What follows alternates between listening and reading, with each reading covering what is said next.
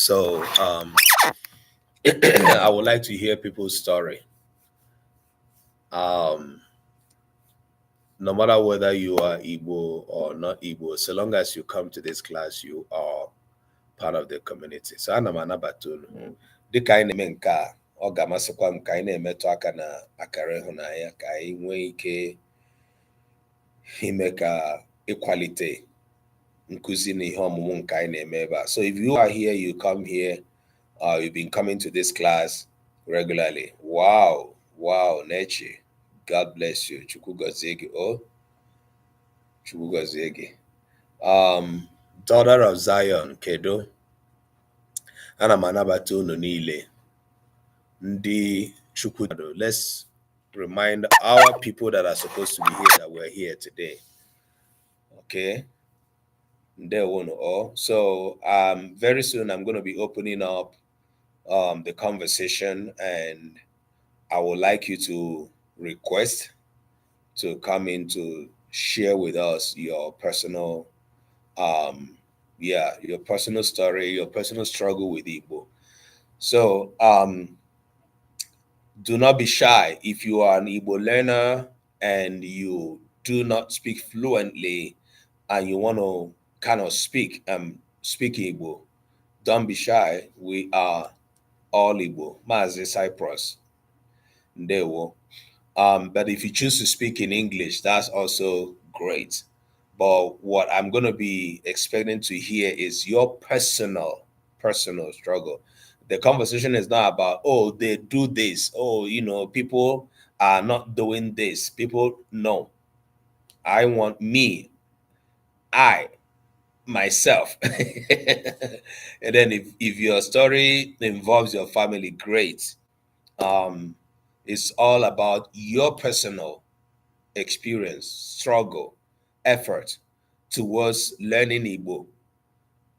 Ọ bụrụ na ihe na-amụ bụ ka esi asụ, anyị na-atụ anya ịkọrọ ihe gị na ya, ihe na-agabiga na ya. Ọ bụrụ na ihe na-amụ bụ ka esi ede, anyị na-atụ anya ka ịkọrọ anyị gwa anyị ihe na-agabiga. Ya bụ na ịbụ onye na-asụ ọfụma, ịma ka esi asụ, ịmakwa ka esi ede. Anyị na-atụ anya ka ị gwakwa anyị kedu ihe mere, kedu ụzọ isi mụta ka esi asụ na-edekwa Igbo.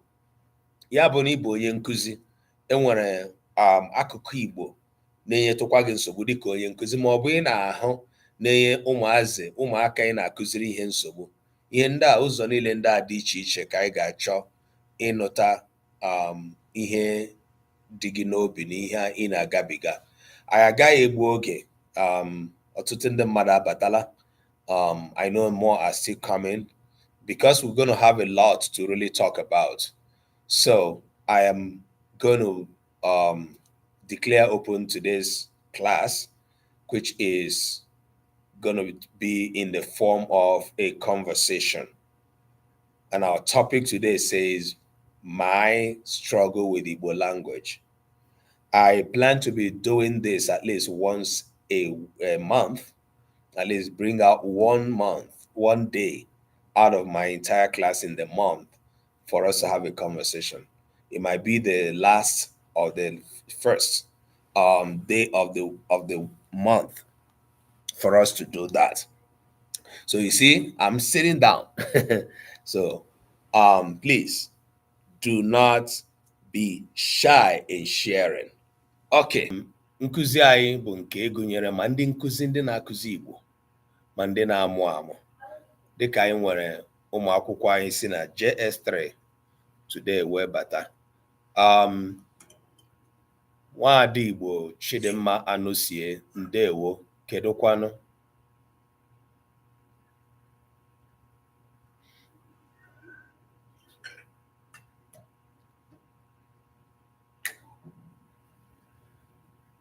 Chidimma, ị n'ebe ahụ? Anyị na-ege ntị ihe ị na-agwa anyị. Gaa n'ihu. O Choko Filo. Nwanne adị m mma. O ndewo, adịrị gị na mma. Nne anyị dị mma. Gaa n'ihu. Ndewo onye isi. Olee otu unu dị? Anyị dị mma, daalụ. Anọ m ya. Okay. Ana m ekele mmadụ niile ndị n'ebe ahụ. O nwere ajụjụ ị na-ajụ gbasara aramahụ mmadụ na-enwe maọbụ ihe ịma aka n'ihu gbasara ya bụ asụsụ a na-ekwu okwu ya.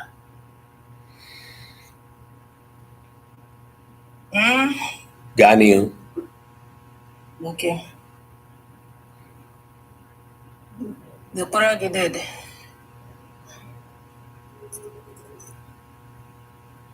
Okay. Ihe m na-ekwu gbasara daalụ dede gbasara ajụjụ ị na-ajụ aramahụ maọbụ ebe esi ede ya ede maọbụ ka esi asụ ya asụ n'asụsụ ya. O nwere ihe na-enye m nsogbu m chọrọ ikwu gbasara ụdị ihe ndị edere na mbụ dịka a sị na mgbochi ume anaghị akwụsị okwu Igbo.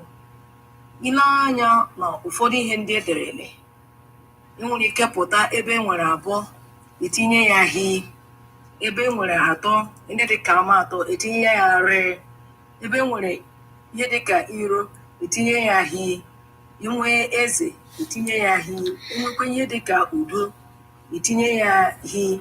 Ma na-ajụ si kedu ihe nwere ike ime nwee ike ikpochapụ ụdị ọnọdụ a, n'ihi ọtụtụ ndị mmadụ dịka o nwere ụmụaka m kụzitụrụ mgbe ọnwụ ha na-aza ume ya echefuo na ume ahụ ederede na edepụchaghị ya na o nwere ike bụrụ ume Chukwu kere mede ya etighị m hi mede ume nne ha bịa abara m mba si m na ha na-etiga ihe na nke ya.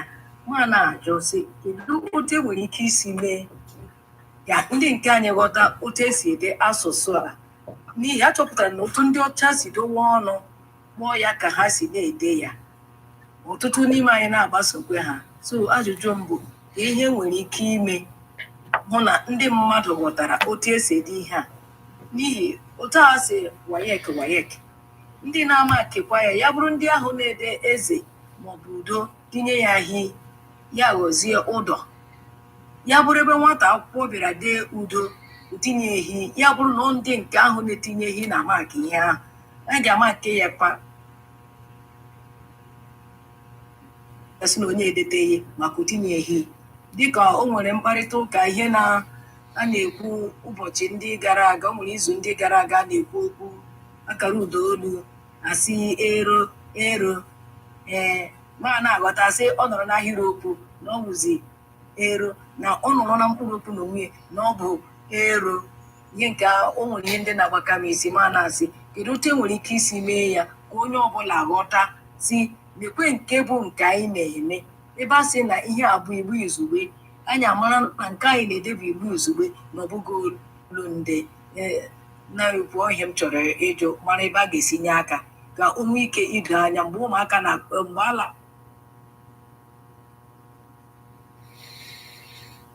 onye isi isi ka ndewo onye nkụzi isi ka m satọgwade dịka onye wụ nne na nna nwekwanụ aha Igbo ndị anyị makwa dị otu ahụ, isi ka m titụ ọnụ bifo gị ngwa tinye ọnụ gaa n'ihu. Okay. Chidimma, mutezie microphone gị ugbu a. Adanne kwuru okwu ndewo, Chukwu gọzie gị. Ihe ahụ ị kwuru dịka concern dịka ihe na-ewute anyị n'obi dịka ndị Igbo ọ nọ ebe niile, ma ndị nke na-ede ọfọ tinye arụ ọ juru ebe niile. But eche m na tupu anyị emewe ihe ọbụla, maka dịka ị kwuru ọ ndị ọcha na-amaghị Igbo dere aha anyị otu ahụ, ndị nwekwenyenu agbasokwe ha na-eso ha ede otu ahụ kama ha ga-asị mba ọwụ otu a ka esi ede aha m. So echere m na ọ ga-ebido na anyị onwe anyị, ma iwu onye nkụzi iwu nne na nna nwere ụdị aha ahụ last name gị ma aha nna gị dị otu ahụ, ọ ga-ebido n'onwe anyị ma anyị emee ihe ọbụla gbasara ya. Ndị ama ga-eme onye ọcha gakwa na-eme ihe maka ọmaghị ihe ọmaghị ihe na-akọdo. na mbụ onweghị ihe gbasara ya na ọmaha ihe ahụ awụ ha asụsụ ya so onwe ike amata ya ị ga-abịa ide aha onye ọcha si David bụ n'aha ị hụrụ na Baịbụl aha onye ọcha ọbụla ị kpọrọ gị degherie ya ọ ga-ajụ nwa ike ekwe etu ha bịara degherie nke anyị nwa na-esokwe ha otu ahụ na-asụ na-ede aha anyị otu ọ na-adịghị mma ọnwa anyị nwakọ ga-ebido isi na ị na-aza ọfọ iwe Emeka ọfọ gị ide aha gị ọfọ ihe onye dere ya ọfị na-ekwesịghị ịbata n'Igbo gị isi mba so ọwa anyị nwa na onwe anyị ga-ebido dewie onye nkụzikwa gị na-eme ihe na-ede otu o kwesịrị ịwụ nne na nna kwugwo dị gị si ya na otu aka o kwesịrị na ọ eziokwu na ị gaghị akụ ha ihe ị gaghị atara ha mba ị gaghịkwa na afọs ya ọ ịmanye ya mee ihe ọ na-achọghị ime but anyị nwa dewie den ndị nkụzi na-emekwanụ research na-eme ihe nyocha na ọnọdụ ahụ n'Igbo nwere ike ikpekwu ya ị na-ede research paper na-ede this particular thing na-ekwu ya o nwere mgbe oge ọ ga-eru ndị mmadụ ga-etere anyị ntị ọ ihe research wụ all about n'otu ha o bidoro na anyị ọ ga-ebido na anyị nwa ndewo usekufos ana m anabata ndị niile na-abata dịka anyị na-eleba anya na ajụjụ nke nwanne anyị nwaanyị Chidimma si ejụrụ ọtụtụ n'ime unu ndị batara na Obinna Odogwu Lolo Dimegwu Amaka daalụnụ ana m anabata unu niile. I welcome you all.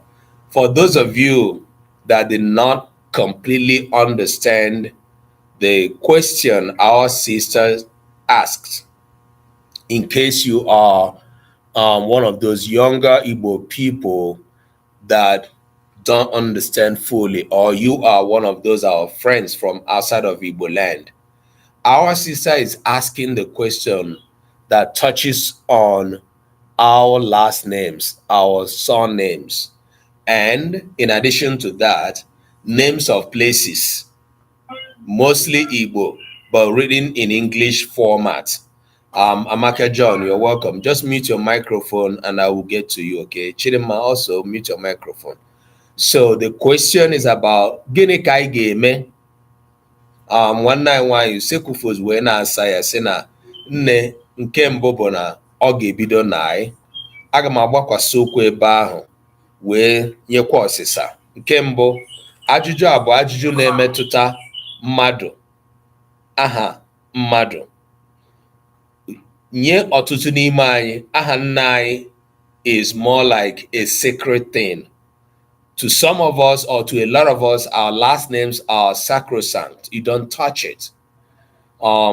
Mgbe ikpeazụ anyị mere mkparịta ụka dị otu a, anyị metụrụ ihe gbasara aha nna anyị na-aza aka. But I want to lay a background. The background I want to lay is to give us this information. Ọ bụrụ na ị matabeghị, if you have not noticed, Igbo language, Igbo culture is going through a renaissance period. And what that renaissance is like, a reawakening. There is a huge reawakening. There is a huge awareness amongst Igbo people. So why they Amaka? Amongst Igbo people for the preservation of their language and culture. Ndị Igbo achọghị ka ihe ọbụla metụ Igbo. Igbo achọghị ka Igbo nwụọ is a huge fight. Okay, that is on a general fact. So, if you have not joined that train of trying to understand how we got here and how we can heal our land through our language, I want you to know that. Now, dịka ọsịsa nwanne anyị nwaanyị nyere dị, nke a bụ nke bụ eziokwu. Unu maara na ọtụtụ ihe ndị ọcha mere anyị karịrị. O nwere egwu na-emetụ m n'obi mgbe ọbụla m nụrụ ya. That song, if I sing it where my church members are, they will say I am singing egwu ndị mmụọ. But since I hear that song, I heard that song for the first time. Anytime I hear it, it touches something in me. Maybe because of what I do, because of my business of pushing for the preservation of Igbo language. If you have heard this song, Imanando Chaberasi Anya Balamau, Maule, Akwananda Chaberasiae, Telenzunaya, and the rest of what they sing. It's a very contemporary song, but it's a very deep cultural and historical song. Ndị ọcha bịara mee ọtụtụ ihe. Ndị ọcha bịara lasa, ghasa, gharie, metọọ ọtụtụ ihe gbasara anyị. Ndị ọcha kpara aka ebe niile, ihe niile gbasara ndụ. They touched all the aspects of life, especially one of the most important aspects of every people is their cultural identity.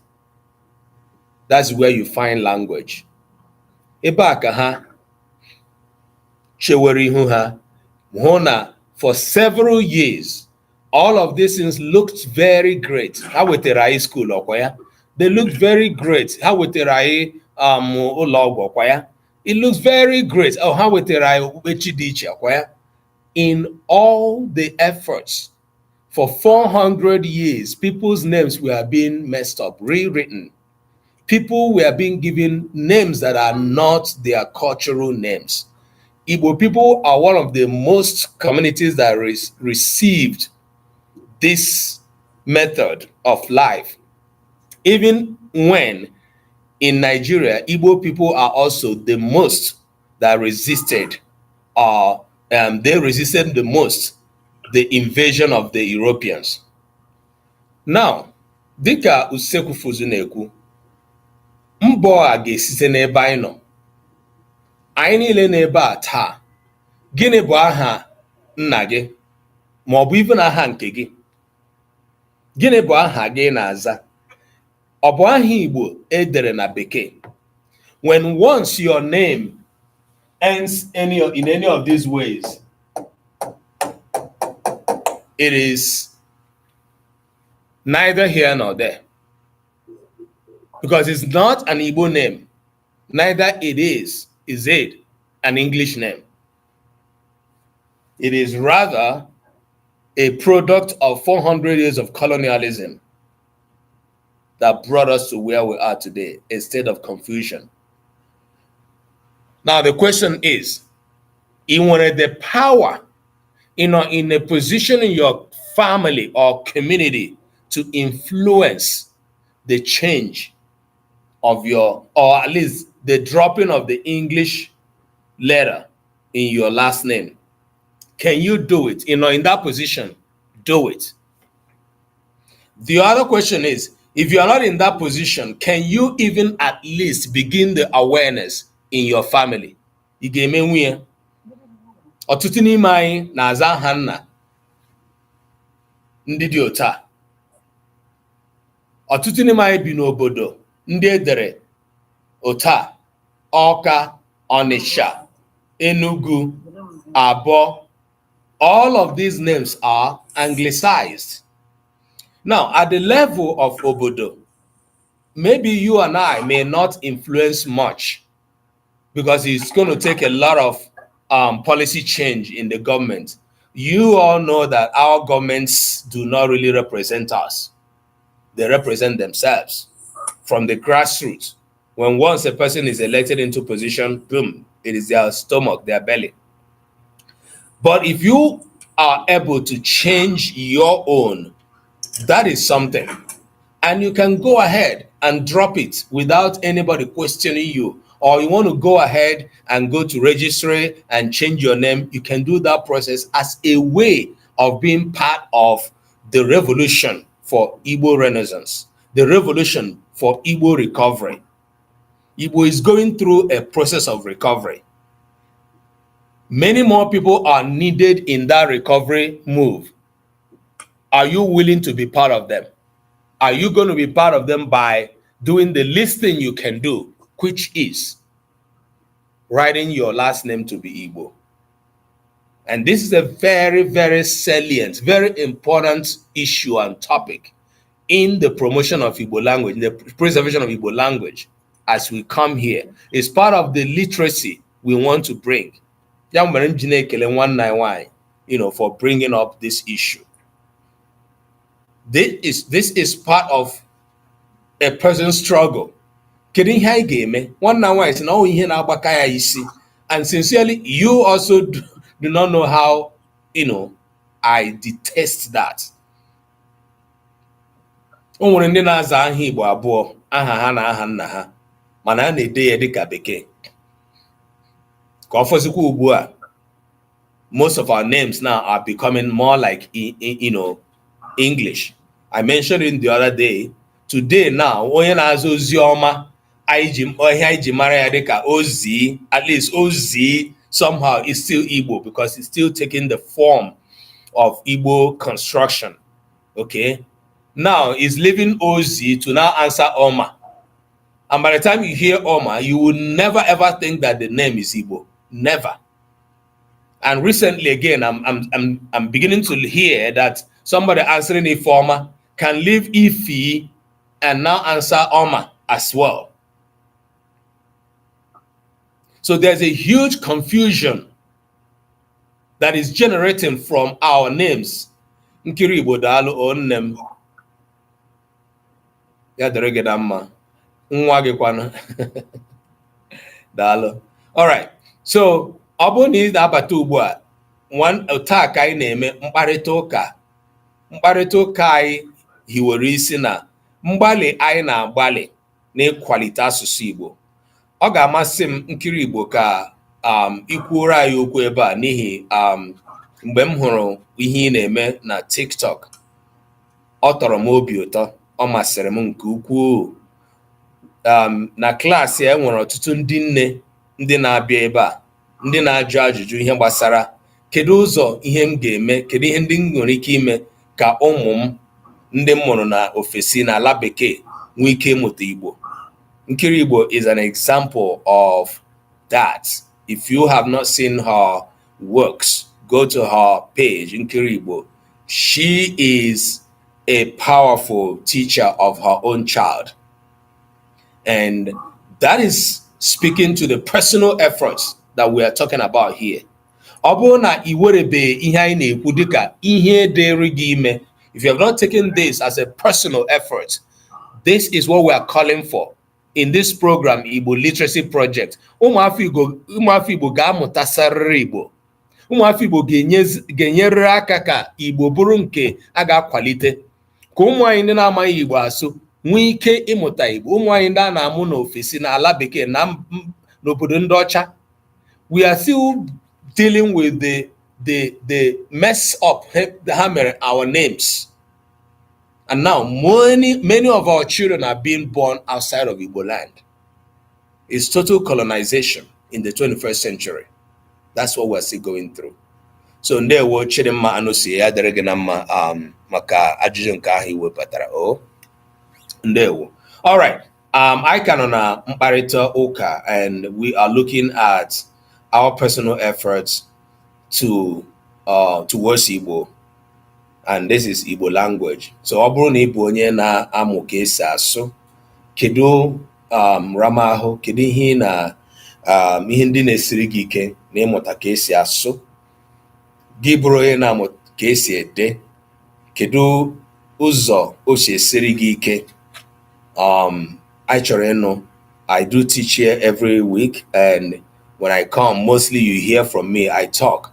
Today, I'm giving you the opportunity. I am surprised that I have not had a full request here on TikTok. Everybody, you are all listening to me. And sincerely, I am not ready to be the talker today. And I want you to be, to share in that time of talking with me, and especially as it concerns you. All right, so I'm waiting for your request. Ndị na-esonye anyị na YouTube, daalụ. Chisom ọ dịka ịlachiziri na YouTube as well. Ahụrụ m gị na TikTok. Chisom unu dị ole batara ebe a na klaasị unu? Ọ naanị gị? Mmadụ niile na-esonye anyị na YouTube, mee ka m mara. I think more people are coming in. All right. Okay, so I'm waiting for your request. I'm not just going to invite you. If you have something to say, you are going to request to come in. And I really do want it to be personal, please. I want us to share our personal stories our personal journey towards learning Igbo, our personal journey with Igbo language. Okay. So then beyond that, personal concern also for the preservation and promotion of Igbo language. Before TikTok okay. Yeah. Only him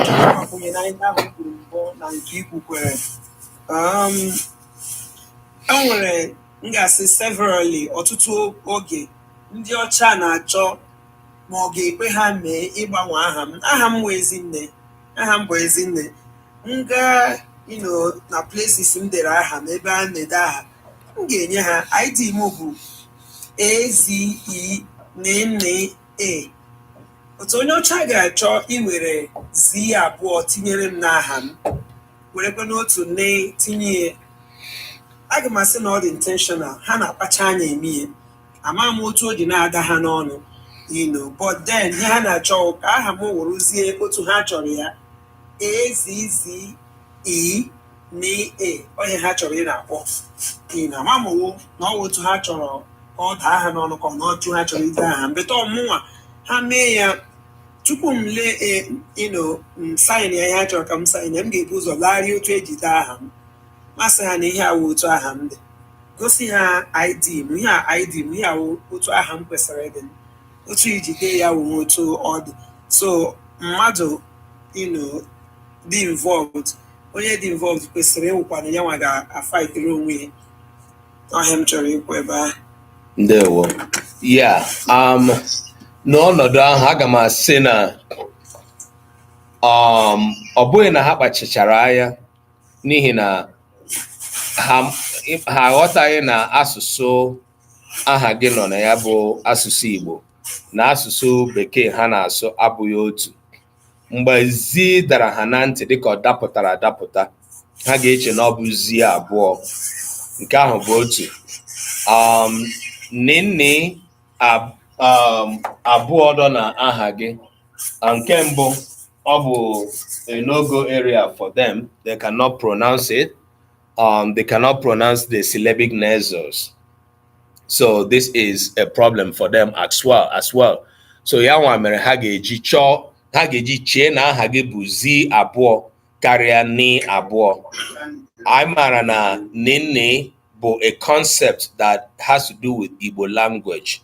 And it doesn't have anything to do with English. English doesn't have the syllabic nasals that Igbo has. So it is that same thing that they applied when they were even in our own land.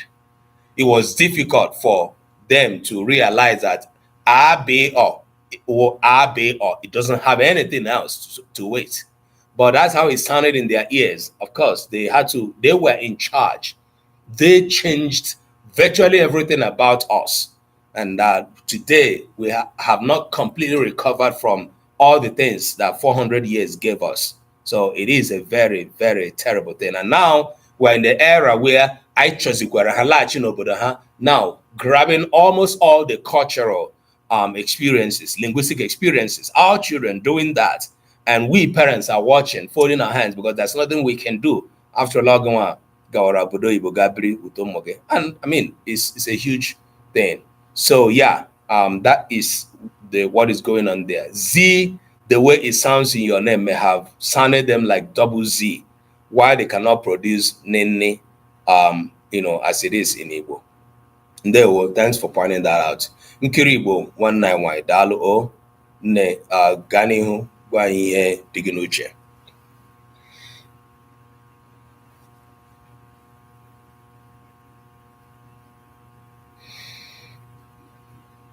That's your milk.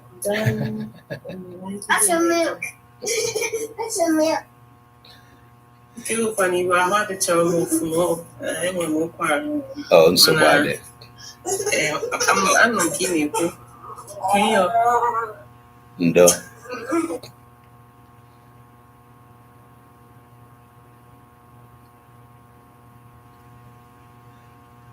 Immute is wrong if you are still talking. Okay, go ahead. Okay.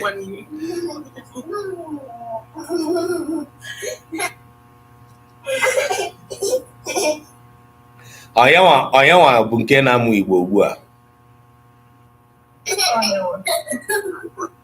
Asị si asụtụrụ na Igbo ndị ọ mụtagoro. Okay. All right. I'm feeling and you know good mood ọ dịzị ka ndị agbụrụ ọhụrụ a na ọtụtụ ndị mmadụ ndị ọzọ na-agbalị ka ha fụ na enwe ka esi kwadobe ọ kwalite asụsụ Igbo anyị. Ịma na n'oge mbụ ọ na-abụ aja ịsụ Igbo asị nwatakịrị asụkwa n'Igbo sụgbo Igbo sọsọ Igbo ga-asụsụ n'Igbo. Mgbe anyị na-etokwa ya ka ụtaka esi kụziri anyị nwa so enwere m ọkwa ụtaka esi kụziri anyị asị anyị asụsụ n'Igbo ije ịsụ Igbo n'ụlọ akwụkwọ ede afa ga-ekwu ụgwọ asị gị sụgbo Igbo ma Igbo nwa na anyị na-asụ ya dasụtapịa ya dasụ bịa ruo n'isi Igbo kwana amụọkwa nke anyị ma ofụma mụọ na onwe m too n'Ọnịcha Igbo nke m esichara ike ofụma anọghị mere m ji wee sị ọ bụrụ na m amaghị asụ Igbo sụruo ya n'isi na nwa m ga-amụtarịrị Igbo sụruo ya n'isi. Ọtụtụ n'ime anyị ma asụ Igbo ofụma mana Igbo nke anyị dị n'ime ụbụrụ anyị ma nweta nnakọwa ọ bụrụ Igbo anyị na-abụ anyị na-asụ ya mgbe ọbụla maka na amụziri anyị na agba a na-abụ onye na-asụ Igbo ịmanụ asị gị ka nye gị example asị gị si ebe a pụọ now kwụsị ebe a now so onye na-asụzi Igbo nke ya bụ ma ọ bụ English abụkwa Igbo ị na-adụzi onwe ka ebe ịkwụ akwụ mana asị gị dee edemede asị gị dee ihe n'Igbo na asụsụ Bekee ide ruo n'isi agafu ebe edere Igbo agafu ebe edere Spanish agafu ebe edere any other thing. So ifuna anyị na-eji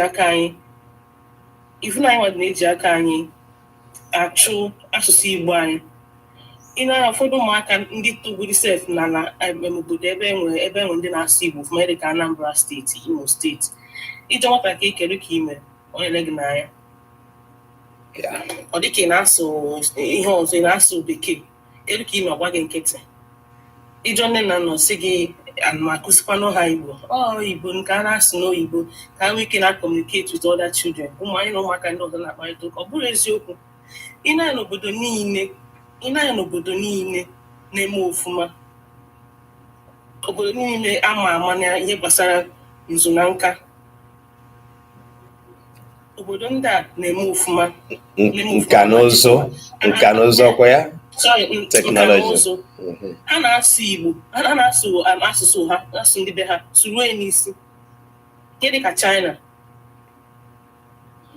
ndị ụmụ obodo ndị ọzọ ma China ịmagodi nke ofụma ha na-asụ Igbo sụruo so ihe ndị a ka m nechere anya m na di m na ma ezinụlọ m anyị wee sị na ọ ka mma na mistake a ndị nne na nna anyị mee anyị nwa na onwe anyị ka anyị ghara iburu ekwuchekwara ụmụ anyị maka na language asụsụ ka nsụ na English asụsụ na dilute ọ bụrụ na ị na-asụ asụsụ isuru n'isi ihe pụtara ihe ahụ ịma bụ ihe ga-enye ụmụ gị ana ụmụ gị na onwe gị ụmụ gị ha tolitekwa ihe a ga-asụ ga-epe mpe karịa ihe gị nwa na-asụ ụmụ eruzi ma Igbo nwanụ asị nwatakịrị bịa ọma ya bụ bịa ma nweta nna kọwa asị nwatakịrị kwụsị ọma ya bụ kwụsị maka na nke nne ya kụziri ya nne ya kụziri ya ezuru oke ị na-anya na ebe m nọ nne m ka ma asụ Igbo ana amakwa m na nwa nnukwu m ma ọ bụ nne mụtara nne m ga-aka nne m asụ Igbo anụkụta ka ọ ga-adị ihe o jikwa ndị nna nna ha ya aka asụ Igbo karịa ndị agba ọhụrụ maka na gịnị na ha ewere asụsụ ndị ọzọ na-etinye n'asụsụ ha so ama m na-ajụ iwe akwụkwọ abụ kedu ka anyị si agba mbọ asụ Igbo so ya bụ ihe m lechara ya wee sị na nwa m nwaanyị ọsọgodi ya nụrụ Germany ya na UK ebe ọbụla ọ nọ ọ ga na-asụ Igbo ọ na-asụ Igbo kịta karịa m na-ekwu maka echi ọ na-asị Igbo kịta karịa m maka echi.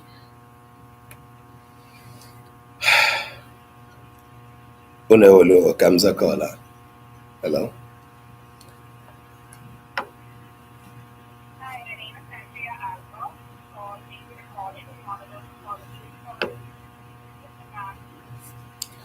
All right. Sorry, him desire na I'm expecting a call and they gotta be fixing my door, so they're supposed to call at 12.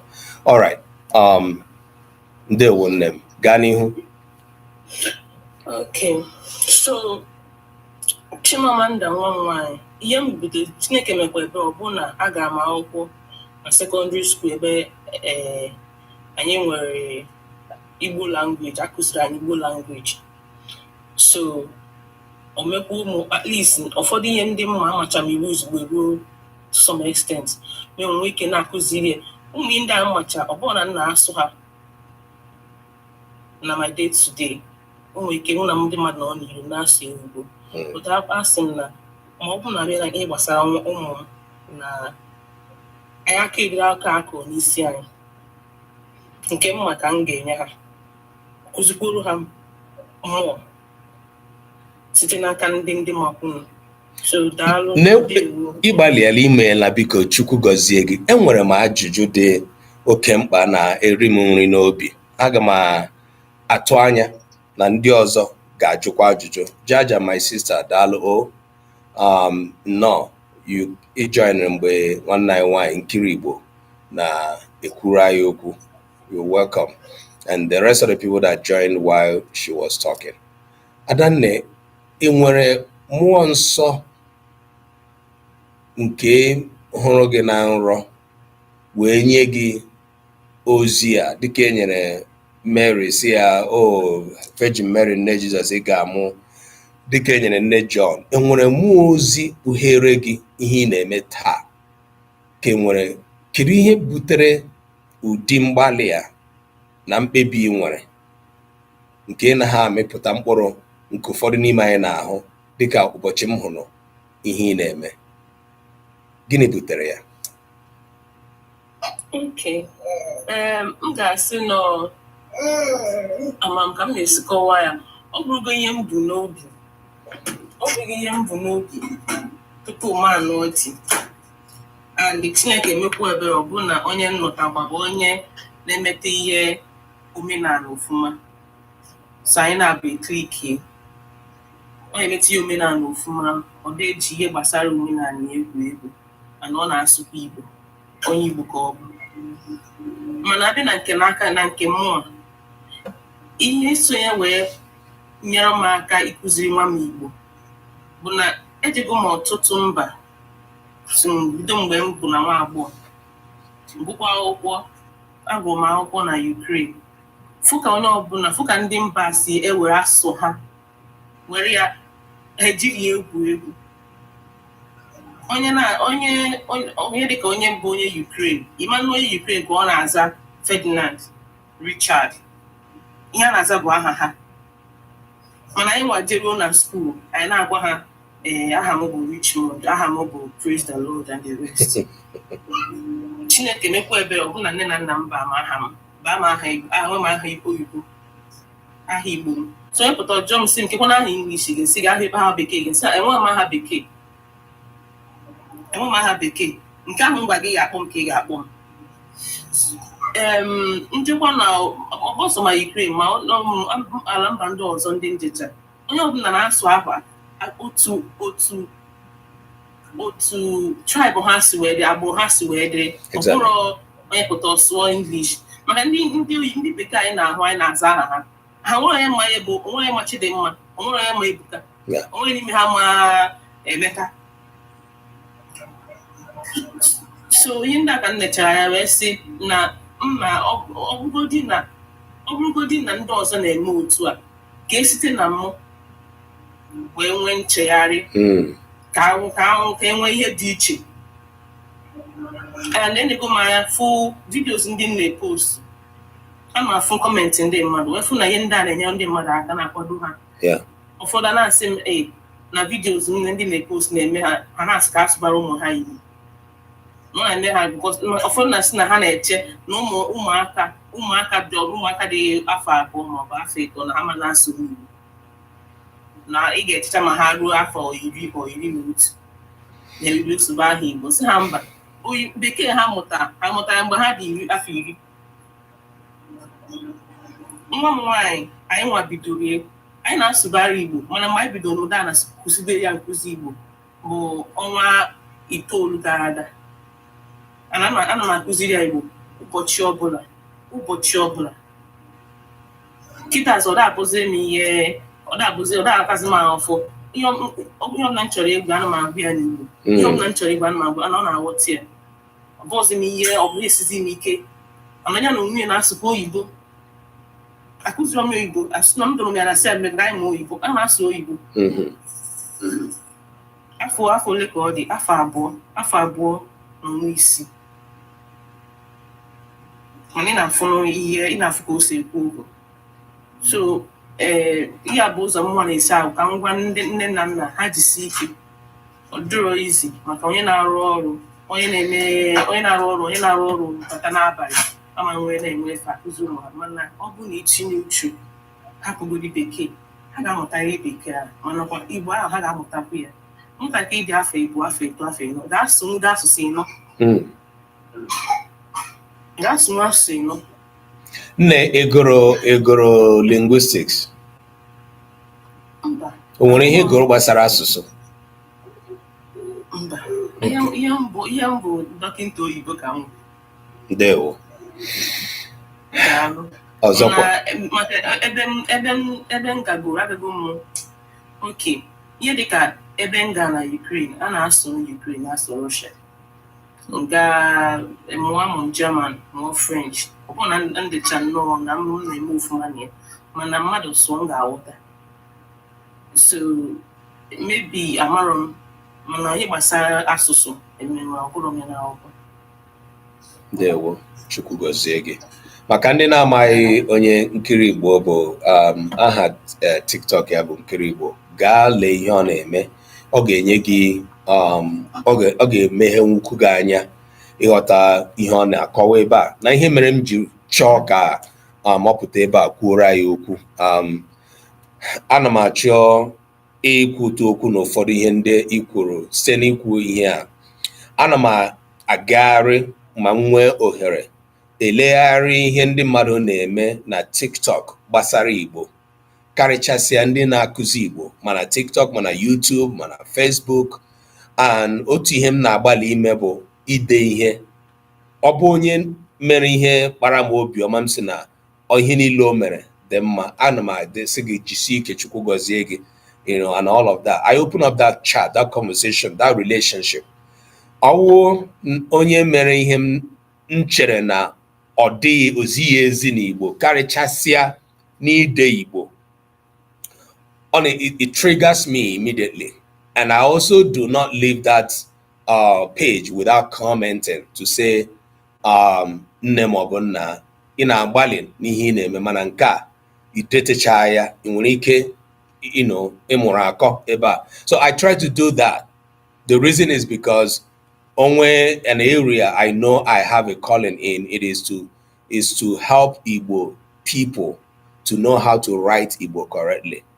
Mana ihe nwanne anyị nwaanyị na-eme bụ catching them young, starting from her own personal experience. You don't know what it is. I won't a parent. You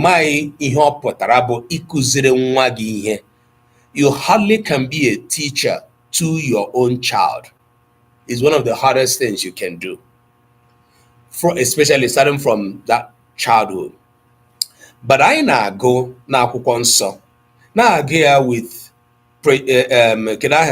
became getting here. I na agịa with joy. I na agịa without putting much thought to it. Mgbe ọbụla anyị na-asị, hey, nne Moses wee kpọrọ Moses wee na-akụziri ọ na-enye ya ara ọ na-agwa ya na ịbụkwa nwa Hibru. Ọtọ anyị na nne Moses mere ya n'ihi na ọ onye Bible. And then we finish eji kụziere anyị eji emere anyị preach anyị ala. Next Sunday, we know this thing by heart, right? But we do not practice it. nkiri Igbo nwanne anyị nwaanyị bụ an example of gịnị mere m ji na-ekwu with no exception. Anyị nwa bụ ndị nne na nna bụ ndị ka enye nsogbu ugbu a n'ihe gbasara ime ka Igbo nwụọ pee. We go solo in terms of going out to promote Igbo language by wearing isiago and all manner of things. We go and do cultural festivals. So many times we leave our children back home. We come back, we speak Igbo English to them. We give excuses. And to a very large extent, they have given up. They thought, okay, after all, I'm living overseas. I'm in America, I'm in the UK, I'm in this and that. You don't know you are killing yourself. You're killing your generation in your child. Ọ bụrụ na ihe nwanne nwaanyị na-eme abụghị ihe bara uru ya na di ya ewe gbakọta aka sị mba nwaanyị agaghị ede ya na Bible. So even if we think that, oh, we don't have a living example, look at it. Nke a bụ nke mbụ. Nke abụọ wee bụrụ, if you are living overseas, you may have heard, sometimes our people will say, "Kini ihe mo gaje abụ onye ga obodo Igbo oburuze ihe gbasara omenala Igbo n'isi." Awa me need to go ye dị ahụ. Good. Ọtụtụ mgbe ụmụnna anyị na-ekwu, gịnị medere onye gafehala obodo Igbo oburuze ihe gbasara omenala Igbo n'isi? The fact remains that ịga njem ịghọta ije. Akwa ana m eji agụ egwu ebe a. Ana m ewere egwu ahụ anyị na-agụ mgbe anyị dị ntakịrị sị ịka nka ịghọta ije. Ana m etinye ịga njem ịghọta ije. Ya nwa mere ndị Igbo ji sị onye na-aga njem ka onye isi awọ ihe ama. The experience you gather from traveling outside of your comfort zone, outside of your enclave to other people's environment gives a powerful reflection of where you are coming from right in your face. It brings it back. Especially, anyị nwa bụ ndị Africa mere experience gịnị? Colonialism. Ihe ndị ọcha mere anyị. Ha nyụrụ anyị kpakwu. They rubbished us. Okay? Mbili n'ọnwụ ka anyị na-eme ihe a. And it has taken all of these years. Now, what we are doing is that social media has come to give us a very powerful tool to complete our renaissance. And that is why in this program, thank God today we have our sister that will have this conversation. If you have not woken up, wake up. Billionora, there is so much happening. O nwere ihe ọ rụtụrụ aka sị nne ya nwere ike ọma Igbo asụ karịa nne ya. Nne ya ma Igbo asụ karịa nyanwa. Na ọ bụrụ na ya enweghị mgbalị ya tinyere ya na die, nwa ha ga-asụ less Igbo than them. And from there, I do say this to my children. Ọ bụrụ na asụ Igbo ugbu a, what will become of your own children? How are you going to teach your own children Igbo? How are you going to expose them to Igbo environment? How are you going to tell to them what your father, your mother told you in the language that it has meaning, in the language that it doesn't distort the content of it? So ihe a bụ mgbalị dịrị anyị niile. Ọ bụrụ na ịbụ onye gara njem ị gara pụọ na mba ndị ọzọ emeghị ka ị nwee a strong reflection of your cultural identity to the point that you are supposed to be a forerunner in the promotion and preservation of it. I think something is wrong in that aspect. Ọtụtụ n'ime ụmụnne anyị nọkwa n'ofesi n'obodo Igbo ndị nara ha okwu ala bekee, okwu ndị ọcha, ha kwuwere gị okwu ebe a, ị gaghị eche na ha na-aga toilet. Mana ị ga-ahụkwa na ị gaa n'ime ezinụlọ ha, ọ ga-egosi. Some of us have lost our children even ever before they left home. And this is all about cultural identity, linguistic identity.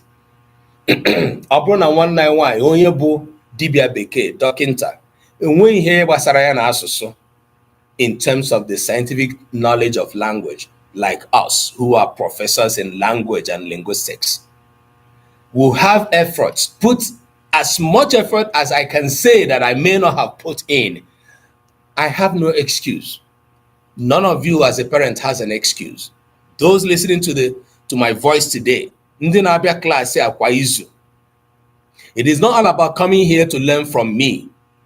Nkụziere unu ka esi asụ, ka esi ede. No, it's about what do you do after here? What do you do? Kedu ihe ị na-eme even right now? And that is why we bring out this moment to talk about this. What is your personal effort? You've heard a living testimony, okay? You've heard it. And we know that some of you also know some other parents whose children are born overseas, but those children at their very young age have fluency in Igbo language. Now, usually when I started doing the work I do, I'm told you to talk to parents the way I do now. But over the years, I have found out that there's no pampering of it. Because I spoke in a gathering of Igbo people in Dallas. Ofonye Bilielu, small lawyer. The first thing he said was that I have come here to shame them, that I came here to blame them. And don't I know that now on the grass kumbana say iso Igbo vernacular apiagi and all of that. Before I answered him, the rest of the hall, they booed him and said, where is this man coming from? You know, even me, they didn't allow me to answer. They said, forget about him. Now, ihe nwoke a kwuru ihe kwesịrị itinye uche na ya chebara ya echiche na enye excuse. So many of we parents are in that enclave of excuses. So even when you hear it, I have gotten a lot of calls and text messages saying, speak it strongly, more strongly than you do. We all are culprits. So that's why so many of the times I also address parents, even though I do not make excuses for us, the younger ones, because you now are an adult. You should inculturate yourself. So I have with me a team member that works with me in Omenka app. She's from Serbia. She's on YouTube. And this lady currently is creating a storybook for Igbo language, something so magnificently beautiful. Since ever she had a contact with Igbo language, she fell in love with our language and she wants to learn Igbo and speak it. She wants to translate everything we do into her own language and then read, because she's a teacher, and generate more content for children. And she's here. Today we call her Adeze Dunya. And she says, I agree that part of culture preservation is to have original Igbo name and carry it proudly. I have mine, Adeze, and I am proud of it, but I am not Igbo. And I tell you sincerely, none of us has excuse. Right. Thank you so much, my sister Nkiribo. Gani huchupu gabagume and igwagi nke ebo eziokwu. Enweghị ihe ga-eme ka ọrụ gị na mgbali gị na di gị hapụ eme mkpọrọ. Ọ ga-amepụtarịrị mkpọrọ. You understand? Yeah. So did you want to say a last word before you before I let you go? Since you're not feeling well.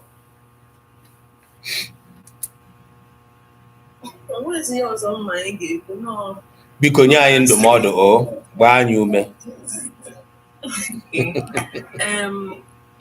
Ndụmọdụ ga-enye ndị nne na nna especially bụ ha marụ na Igbo anyị na ọ na-anyụzi ọkụ. Igbo anyị na-anyụzi ọkụ. Mkpụta dị ebe a nọ biko. Mkpụta dị ebe a nọ. Onye na-anụ mkpụta ebe a. Ya anyị na-anụ olu nwa gị n'azụ. Okay. Na Igbo anyị na-anyụzi ka ọkụ. Dịka m si wee kwuo na mbụ. Igbo mma. Nne m ka masị Igbo.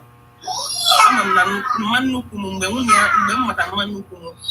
Ọ na-asị Igbo nke adị m anụ Igbo na adị m anụ Bekee m. So ọ bụrụ na mma nnukwu m ka mma masị Igbo, mma ka m masị. Ị nwere ike ịgafetu ebe anyị agaghị n'olu ya. Ọ ga-eso maka eji. Oh, okay.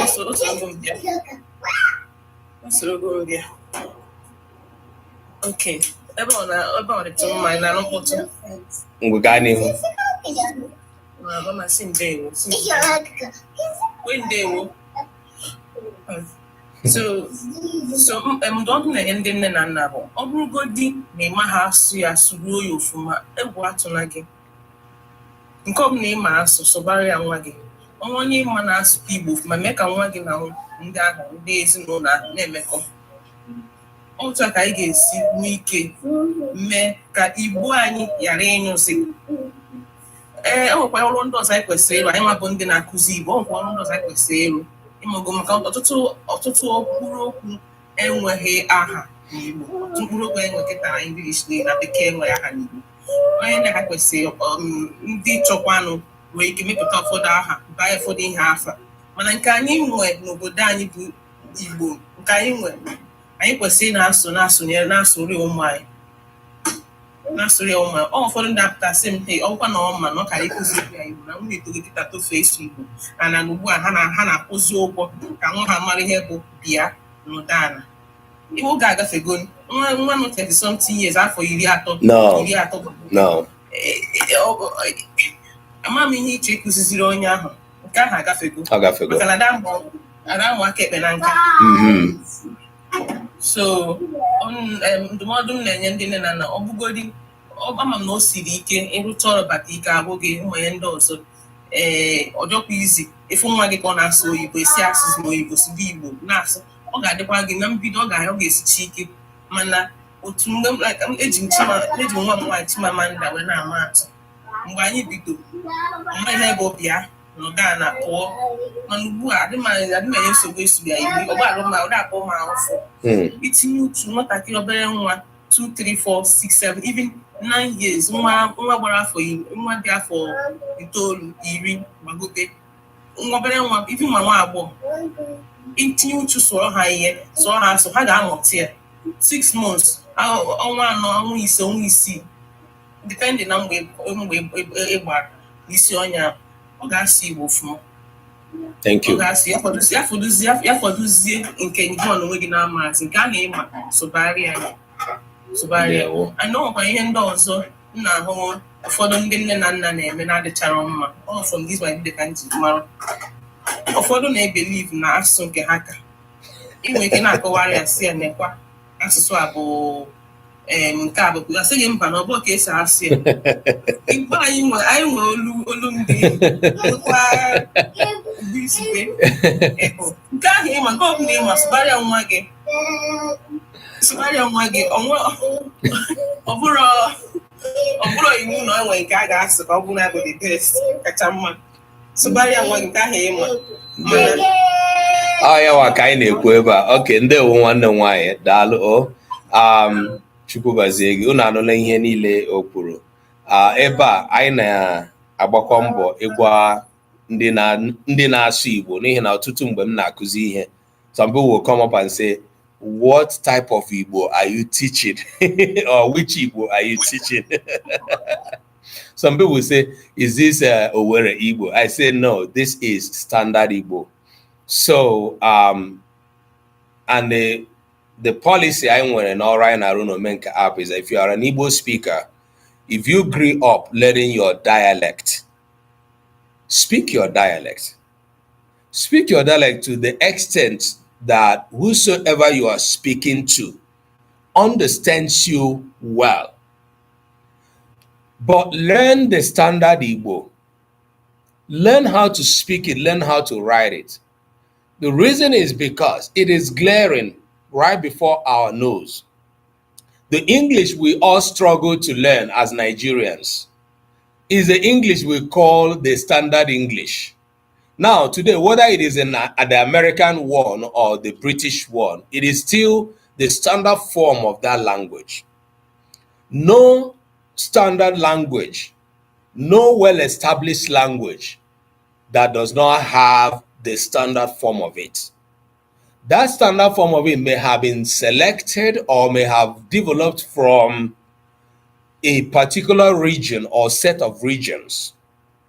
Dịka n'Igbo, the standard form of Igbo is generally mostly drawn from the Igbo spoken around several towns in Imo State and some part of Anambra. So, irrespective of the fact that Onitsha used to be a very powerful, rich headquarter of Igbo land, well developed early, because of the religious affiliation and influence. Kedahia CMS was headquartered in Onitsha. Catholic Church was headquartered in Onitsha, and all of these were being piloted by the British, the Europeans, right? And they influenced Igbo language orthography so badly. So irrespective of that, the standard Igbo is still the Igbo found around these areas that I mentioned, around Imo State, Owerri, Onitsha, Mbidi, and all of that. While you speak your dialects, try to know the standard. Now, the standard is usually the standard form that is being written. Nke na ọ bụrụ na ide ule ị na-aga ide ule n'Igbo, all the standard ka etinyere ga ga-ede ya there na instruction that this Igbo exam is based on the standard form of the language. Now, I know that there's a little bit of confusion between standard and central. Central Igbo has to do with the colloquial, the spoken. It is still the Igbo heard around these areas that I'm talking about. They are the ones that speak mostly the Central Igbo. But irrespective of my Isienugu, Wawa, all those areas, Mission Hafia, Abreba, and all of that, Icho ide Igbo nule, as a student, onwagin ule, the standard Igbo, kageje setria Igbo. Yanwa mere Igbo ji si Igbo na-asụ n'olu mana akwa ụkwara ọ bụrụ otu. Every language that is established has a standard form. It is that standard that is being expected to write when you are writing. You can't be writing a letter today that is regarded official or whatever, and you are writing it in Pidgin English or Nigerian English, irrespective of how Nigerian English has been well established. Dika nwanna nwaanyị rụtụrụ aka ụfọdụ ndị nne na nna ndị na-asụ a certain dialect, especially this has to do with people who are from Anambra area. The Anambra dialect seems to be more out there, like I said, because Onitsha used to be a headquarter of Igbo. So people had this pleasure identifying with Onitsha dialect, or rather Anambra dialect, whatever that aspect of it is. It's still something going on today. If you watch the Nollywood videos, people like Kanayo or Kanayo who come from Mbise, you will see him speaking the Anambra dialect. It might be maybe he grew up there or he has, but there's still this thing on social media that, an average Igbo speaker wants to identify with that dialect. And now this can create that mentality of a person who comes from that dialect to say, Igbo Igbo nke Igbo. But it is not until you want to write Igbo as a written form. If you write your dialect, if you write it as something that has to do with a test or something, you failed. You can't write your dialect for a standard form, even if your dialect is writable at all. So the standard form of Igbo, Boyabo, the acceptable form. That is why we encourage, as beautifully as you can speak your dialect, learn to speak and learn to write the standard form of Igbo.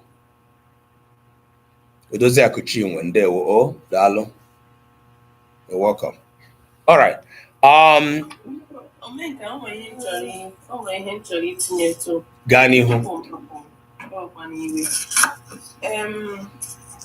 Ịma na mgbe nna nke okwu ikpeazụ nkwu a na-ekwata gbasara asụsụ ma ihe ndị ọzọ, ọ dịkwa mkpa na mmadụ na ndị nne na nna ma ụmụaka mụtara ka esi ede ihe n'Igbo.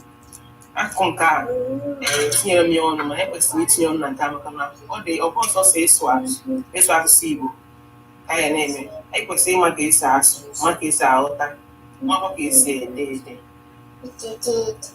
Maka na ọ bụ na imede bekee, Only na-ede bekee because ịma bụ isi ede Igbo. Otu a Omenka, onye nkụzi anyị Omenka si akụzi nkụzi ka esi ede Igbo. Ọ dị oke mkpa maka ịmara ede onye fọkwa n'ahịa idere ede onye nwere ike gụta nwe mara ihe bụ n'obi. Daalụ. Ndewo nne m, imeela maka itinyekwa ọnụ na nke ahụ n'ihi na Igbo bụ otu n'ime asụsụ akacha edejọ n'ụwa taa. Ihe o ji enye m nsogbu, ihe o ji agbaghere m isi, ihe o ji agbakasị m isi bụ na ndị ka edejọ Igbo bụ ndị Igbo n'onwe ha, the Igbo speakers. And like I said, this has been like a generational thing. Nobody paid attention to it. Ndewo nne m. Thank you. Starting from the fact that ndị ọcha bịara gaa riere anyị asụsụ anyị, bringing the foreign orthography that the church influence created. And abịa bụrụzie na anyị niile bịara bụ ndị were onwe anyị tinye n'ime ụka. Anyị niile bụ ndị na-ekpere Chukwu site n'ịga ụka. Igbo people are one of the most religious people that are worshiping God through Christianity in the world today. To the point that we are beginning to think it's our birthright. And I'm not saying this in relation to Jesus Christ, like Christianity as opposed to Islam. No, I'm saying is with regard to Nandocha weterai ụzọ ahụ esi ekpere Chineke. Ya dịzie ka anyị enweghị ụzọ esi ekpere Chineke tupu ha abịa. Now, accepting almost everything that comes from that, which now touches on the change of our names. Aha anyị, aha nna anyị, aha obodo anyị, ewee na-agbanwegasị ya na-aga. That led to what we are suffering from today. Ya nwa mere na Igbo bụ otu n'ime asụsụ ụwa a na-edejọ edejọ. Ọ bịakarịcha si ya njọ na ndị na-edejọ ya bụ ndị nwe asụsụ n'onwe ha. Another thing that is playing a role there bụ na the pride and the ego of Igbo people. An average Igbo person has an ego that, which of course is not necessarily a bad thing. Ọ ya nwa mere ndị ọzọ ji atụ anyị ụjọ ji emere anyị anya ukwu. The ego of an Igbo person, right? But the extent to which it hurts us is the extent to which we refuse to learn or even to unlearn and relearn. Mgbe anyị ghọtara na ihe a na ya ama ya, ọ na-arara anyị ahụ isi amaghị m, echekwa m na ama m ya, ka m ntụsa nke m nche na m maara nwee ike ịmụta nke a na-akụziri m. Ọ na-arara ọtụtụ n'ime anyị ahụ, ma etu esi gbasa asụsụ anyị, ọ na-emesi anyị ike. It hurts us. N'ihi na ka esi ede Igbo is a technical language. Ọ bụrụ na ị mụghị ya amụ ka esi ede ya, tinye ya uche, I bet you it is very difficult for you to understand how Igbo works.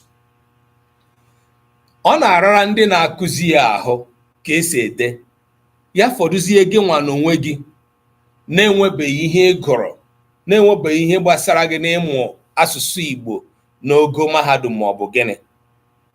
Ya nwa mere anyị ji na-akpọ oku a, ndị niile na-ege m ntị, all that you listening to me right now, I continue to call on this. If you are a speaker, dịka ụfọdụ na-abịa ebe a nụ na m na-asụ oyibo, ha wee sị speak Igbo for us. It is not just about speaking. It's still also about writing, like our sister has rightly said. Ọ bụ na iche na ịma asụ, ya anyị na-asụ, kedu maka odide? Ị ga-eji nwa Igbo dee otu ahịrịokwu ahụ hapụ iri mpe. Ihe ọzọ nọ na ya wee bụrụ na ụfọdụ ihe ndị na-ara ndị mmadụ ahụ odide n'Igbo bụ ụmụ irighiri ihe na-enweghị ihe ha bụ.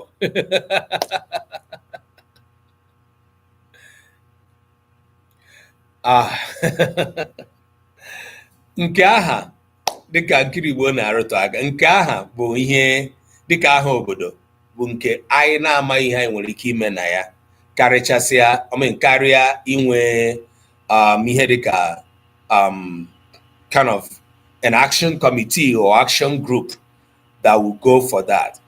Mana anyị nwa bụ ndị Omenka app na ndị Subakwa Igbo or Sụwakwa Igbo na-emekọrịta ihe kamgbe ọnwa ole na ole gara aga. Onye ọrụ anyị nọ bi n'Ọka, Nwaada Ogechi, na-enyere anyị aka iso na ha na-emekọrịta ihe, wee na-akọwara anyị ụmụ ihe ndị Sụwakwa Igbo na-eme.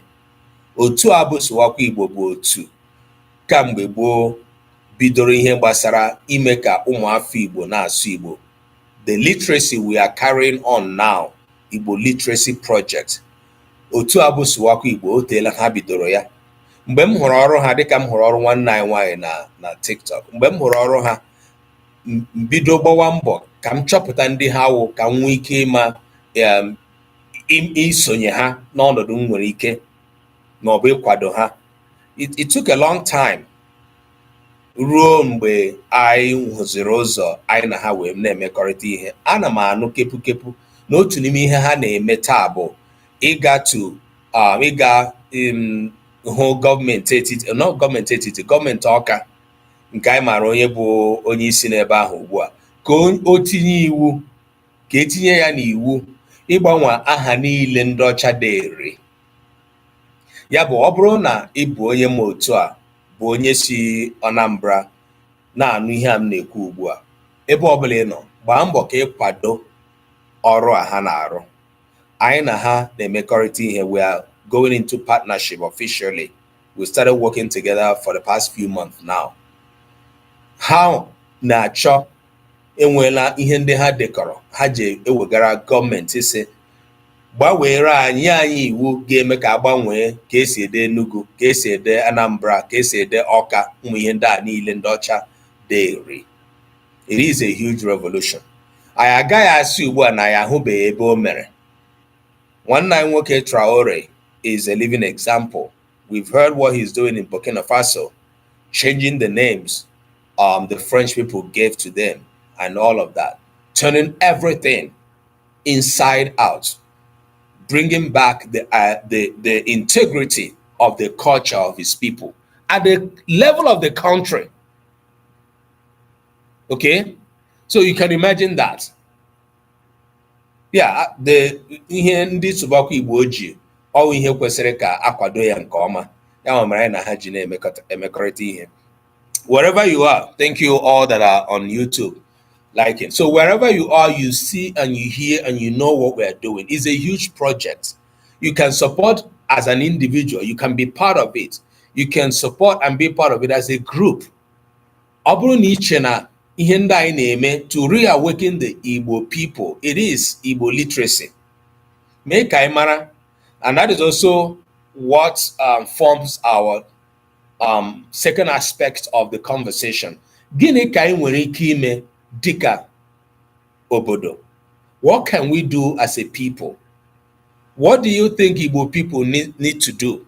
What do you think Igbo communities need to do?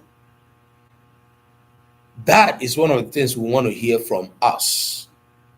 Kedu ihe Igbo nwere ike ime iji mee ka ntute anyị na-atụtegharị onwe anyị ihe gbasara asụsụ anyị, ịsụ na ide asụsụ anyị, ịgbasara omenala anyị, iwere omenala anyị jiri ekpọrọ ihe, ka anyị wee mata na enwere ndịiche dị n'etiti ụzọ esi ekpere Chineke taa na omenala anyị, na we can be Igbo and still worship God effectively.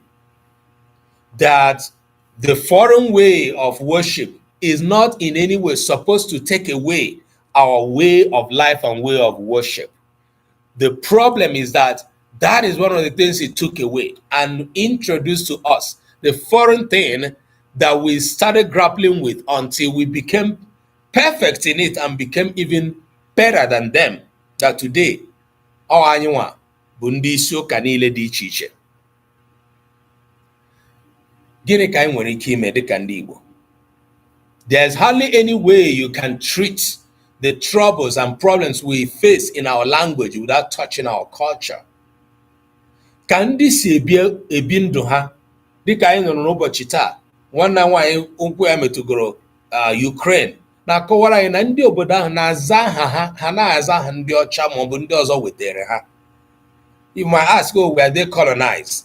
But now anyị anụtụla, anyị emepeela anyị ịhụ na ndị ọcha nyụrụ anyị ịkpakụ, ndị ọcha mere anyị many things. So how can we recover from this? If we are still awake, asleep, it's a different thing. Oh, nda amaghị ihe na-eme.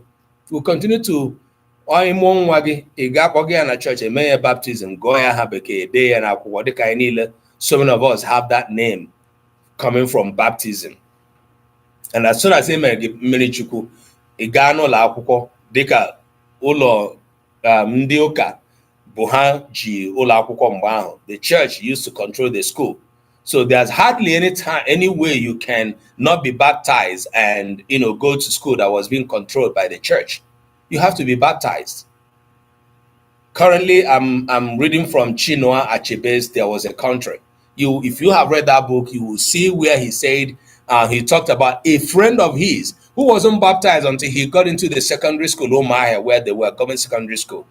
They had to subject him to baptism. They had to subject him to baptism. The guy, because he'd been at boarding school, and it was an emergency thing.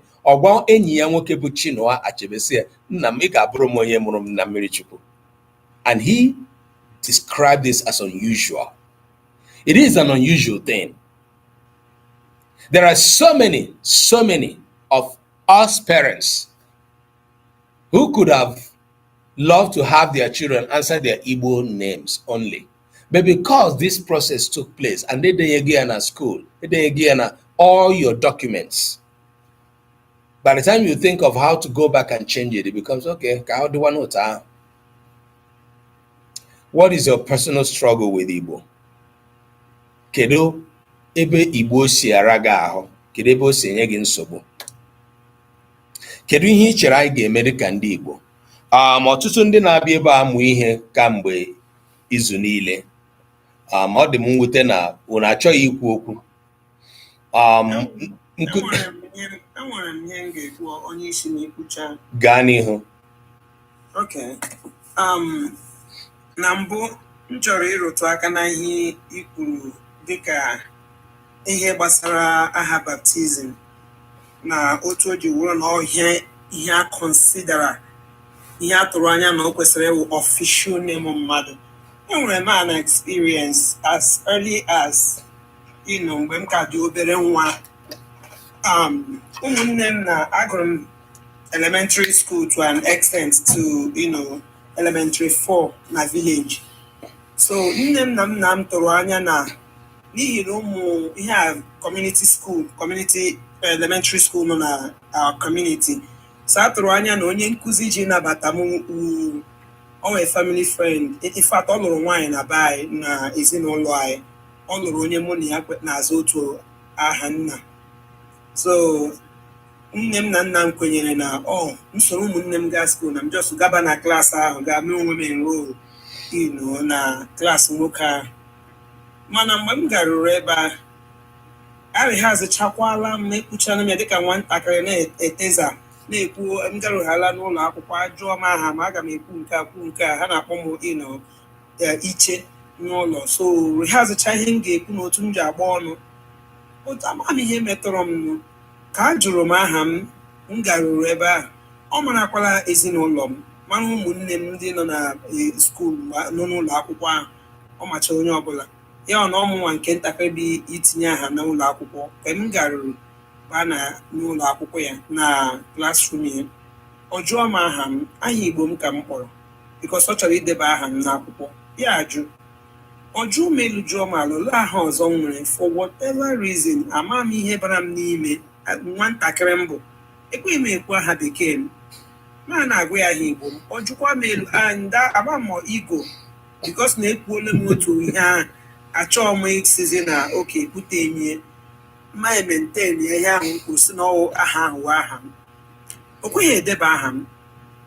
klaasị ebido na-aga ya gara aga na nwanne m nọ praịmarị 6 nwanne m nke ọzọ nọ praịmarị 5 ndị tọchara ụmụnne m ndị tọrọ m ndị nke nọ na klaasị dị ogo ya ga-akpọta ha first of all achigodi m ọchị na rehearsal niile ahụ mere n'ụlọ na m bịara ebe a wuo onwe m n'ala but ama m ihe mere m ji shi ọnwụ na-akpọ aha Igbo m nwoke ekwenye edenye aha m tupu until ruo mgbe ụmụnne m bịara gwazie ya aha bekee m edeba aha bekee m n'akwụkwọ till today ọwa ha ihe niile dọkụmentị niile m ji shi na nwatakịrị bido gwa aha bekee m ụnụ ya ọ mgbe m tozuru lụọ dị ka m shiri ọnwụ onwe aha bekee aha bekee m nọ n'akwụkwọ m initial just mbido aha ka m na-ede pụtara aha m ede ya n'akwụkwọ ugbu a so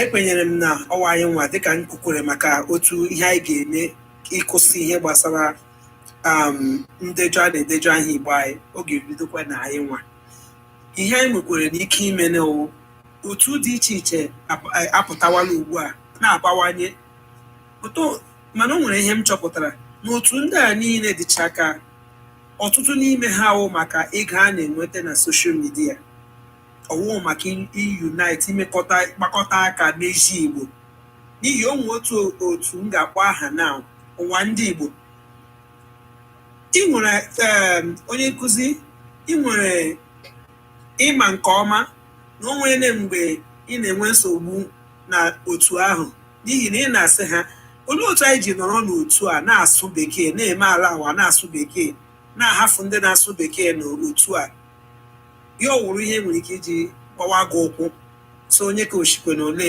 mmadụ dee ihe na bekee gị si olee otu anyị ji ede bekee na ọgbakọ ndị Igbo so ihe m na-ekwu ọ bụrụ na ndị ọgbakọ niile dị iche iche different groups na spring up ga-ewekọta aka mee ihe a ha nwere ike ihe na-ekwu maka ndị Enugu ka ndị Anambra ha nwere ike ịga na gọọmenti haus ga fight ya lụọ ọgụ gbasara ihe banyere ihe otu eji eme Igbo ma ọsụsụ ma odide ma otu Igbo o ji anwụ mana ahụrụ m na onye ọbụla na-agba nke ya na-agba wingi nke ya na-agba nke akiye and then ị garuo ebe ahụ sị ha nna idejọrọ nke edejọ ihe filo na ịkparị ya ọ bụrụzie mkparị anyị ji otu ahụ anyị ga-emete onwe ihe ọbụla anyị pụrụ ime ma ọ bụrụ na anyị niile ga-abịakọta na otu ndị niile na-akụzi Igbo ndị niile na-aga akụzi Igbo na soshal midia ndị niile hiwere ọgbakọ Igbo na-ekwuru na ha na-eme otu ihe maọbụ abụọ gbasara Igbo ọ bụrụ na a ga-abịakọta ọnụ ọ ga-amagbu onwe ya bịakọta ọnụ n'ọnọdụ ọwụhụ iwuruzi otu but ịgbakọta aka lụọ ọgụ maka asụsụ Igbo anyị na-anwụ anwụ ọ ga-atọgbu onwe ya ọ wụtọwara m n'ọnụ ndewo ọ bụghị ndị ọcha sị itinye mmadụ na spotlight from what you said ọ bụghị iwepụta maọbụ ikwu maka mmadụ karịa maọbụ ija mmadụ karịa dịka nwanne anyị nwaanyị bụ Nkiri Igbo na ebe a ihe m na-ahụta mgbe usekwu foru na-ekwu okwu tupu o kwuo okwu bụ na ugboro ole nwanne anyị nwaanyị degoro Igbo n'ebe a ihe niile o detechara ya gịnị ka m ji na-ekwu ihe a tupu m abịaghachi na ihe nwanne anyị nwaanyị usekwu foru kwuru bụ na ụfọdụ n'ime ndị na-ege m ntị mgbe m na-akụzi ihe ebe a kwa izu na-eche na ihe mere ị nwere ike iji amụta Igbo ede Igbo ka m si ede bụ na ịbụ a professor of Igbo language. I studied linguistics. My PhD is in linguistics and communications, and then I have a postdoctorate in speech and hearing sciences. Mgbe anyị na-eme linguistics and Igbo na mahadum, we charged the department to say, remove Igbo for us. Our then head of department said, well, and I'm glad today that didn't happen. So even while we were in the university, priding in ourselves was the aspect of linguistics that doesn't have to do with Igbo. But it took a personal determination for people like us to take it upon us and to say, we are studying this course and we're going to do well in all of them. Personal. One nine one doctor enwei reason to be a person that knows how to write Igbo today by virtue of her training. What is it that happened to her that cannot happen to you that are listening to me? Then I liken it to what we just heard from our sister Useku Foods. Ihe ọ na-akọwara ya ugbu a nwere ike o mere ya na ntakịrị. Something she doesn't understand. But the aspect I want to bring out is the aspect of the teacher. Now, I got a teacher ụta na teacher duru idenye aha nwa akwụkwọ n'ihi na ọ ma nwa akwụkwọ ahụ mana na ihe a na-akpọ ya na ọ bụ aha bekee. Nwa akwụkwọ bịa gwa ya aha Igbo ya, ọ sị na ọ ga-edenye. We are coming from afar. In the eyes and mind of that teacher, he was doing a perfect thing. Because all he aha bekee ka na-edenye n'akwụkwọ, a na-edenye aha Igbo. So you all can know where we are coming from. Okay? So two things I have said. The example I am seeing that is giving me joy of a person now Igbo, now go Igbo, na university, knowing how at least a few things that she has reading correctly well. That means you that are listening to me can do even better. Ụfọdụ ndị mụ na ha na-arụkọ ọrụ na Omenka app bụ ndị m zụlitere na ihe gbasara appreciating the reading and spoken form of Igbo language that are doing well today as adults. It took them personal decisions. Ihe o were ha mkpebi onwe. Ya ka m na-achọ ịkọwa mkpebi onwe. You cannot do any better in Igbo without having this, like without being devotional, religious about it. A na-akpọ ya enculturation. And for some of you who speak Igbo fluently and think that that is the arrival, oh, you may go arrive, you know that writing is as important as speaking. Very important. Yabuna, this picture our sister painted is a very unique one. But I pointed out now the role the teacher played. This young girl was acting from whatever innovation that came through her head. But the teacher said no. Can one case that he begin na register? It's a come be right register. I can bet you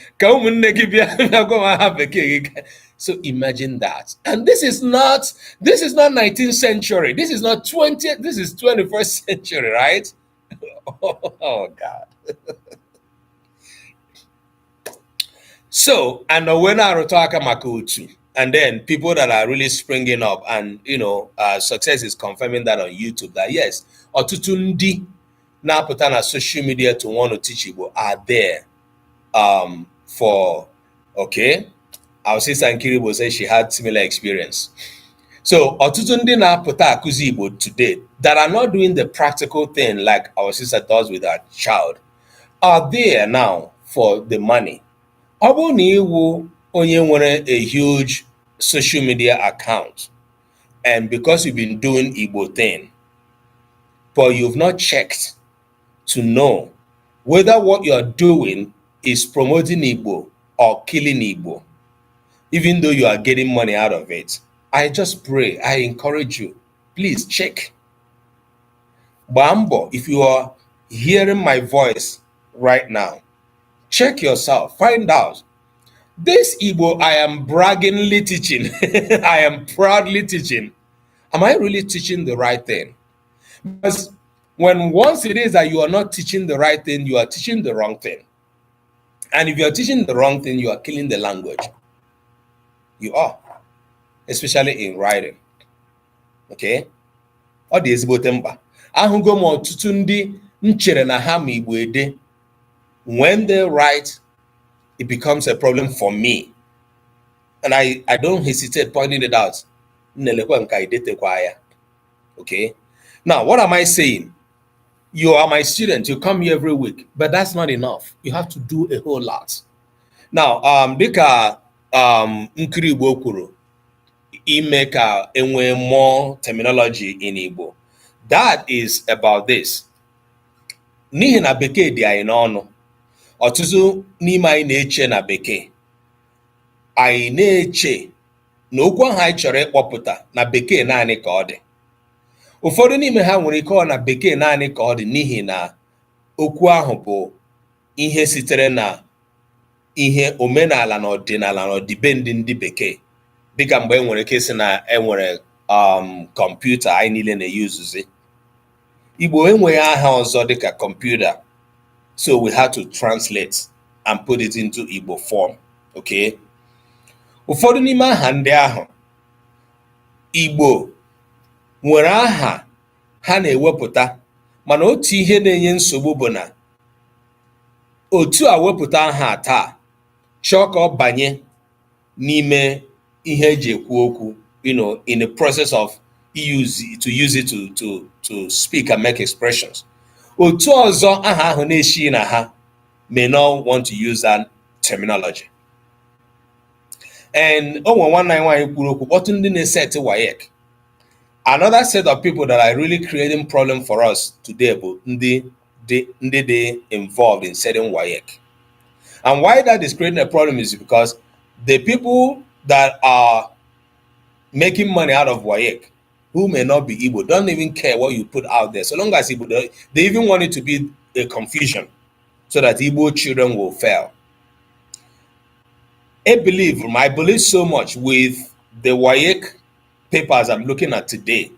There are some people who didn't know WAEC na amacha Igbo. When we talk about groups coming together, ekwenyere m na ofu ndị nwere ike ịkpọ oku a, mana nsogbu wee bụrụ ọ bụrụ na onye okwu tara kpọọ oku, ndị okwu ha buru iwu, ha ga-aza oku ahụ. What am I talking about? Not everybody has the intellectual knowledge and training to observe and take care of some of these things we are looking at the level where it concerns all of us. What can we do? That is why I'm focusing on individuals. Nwanne m, ọ bụrụ na nwere ike ịhụta onwe anyị dịka ndị asụsụ ha ka o si adị na-ewute, anyị ga-emenwe ihe, especially using this social media. Every week we've been spending 2 hours here discussing Igbo. Kedu ihe ndị ọzọ anyị nwere ike ime? What are other things we can do? Now, what gave us our name is the app we created, Omenka app. Omenka app is a work in progress. I can arụ till tomorrow, and it will continue to be. But ihe ndị anyị mepụtara ebe ahụ, ụfọdụ n'ime ha bụ ihe ndị na-enye anyị obi ụtọ. Nke bụ na ị gaa na app ahụ taa, ị ga-ahụ mkpụrụ okwu Igbo, ịma ihe ka esi akpọ ha, akpọrọ gị ya. Ọtụtụ mkpụrụ okwu Igbo bụ ndị nọ na the dialects, olundi, ndị anyị na-ewebata na the standard. N'ihi gịnị? Anyị nwere nghọta na ọ bụghị okwu niile nọcha na Igbo izugbe. Ọ bụrụ na eji okwu na-emebe okwu na-ede ede na-ekwu ya ekwu, tupu ị mara ya okwu ahụ awụrụ nke a ga-eweli elu. Ụfọdụ slang anyị na-asụ today, they are coming from that. Dịka mgbe ebe a nọ na-ewi, nna ebukwa ebe a nọ, nna ị nọ n'ofe, ụmụ okwu ndị a niile, they are slangy expressions that came up from somewhere and they have been elevated. So social media is helping us do that right now, whereby we can raise. But coming back again to the issue of ndị na-eche na their own dialect is superior. When a word is coming from another dialect going into the standard, they make it die a natural death. These are more technical things, which I am not really burdening you with them, because I am thinking that there's so much. If you are not a language expert, there's so much you can do. No. One thing I'm dropping for us all that touches all of us about personal efforts. Your own personal efforts. Mana ụfọdụ mgbe ị gaghị enwe mgbalị nke onwe ma ịma ihe a na-akọ. So ọ bụrụ na ịbata ebe a ịghọta ihe a na-akọ, onwe ihe ị ga-eme, we wouldn't even know where to start, right? So that is where literacy comes in. Personal effort is feasible when you are informed. So that's why we thought that informing ourselves, getting and keeping ourselves informed is the basis for whatever personal efforts we may make. So that when we make that effort, it becomes a success. And success is writing on YouTube saying, the education board hesitates to accept students' first name if it is not in English, even when registering for external exams. That even today, ndị kpọrọ onwe ha educational board ka na-enwe ihe ndọghachi azụ. Ọ na-aka ha obi ịnabata aha idebanye aha nwa na-abụghị aha bekee n'akwụkwọ. Nne m biko no, kedu ihe anyị ga-eme? You see the reason we are having this conversation. Now, going forward, I would like this community to be action community, whereby we can continue to lay out suggestions. And this might not be enough. Once in a month. That means, once in a week. In a month, we are meeting here 4 times. We're going to be meeting 52 times in a year. That is why I'm thinking, just like we talked about in the last week, what are the communities we can create? Where is the most suitable platform, a creative community where we can, Igbo learners. Igbo learners. We are learning to do everything, but then we are learning to go to change policies and some of the things that are happening with our language. That even today in the 21st century, the question were,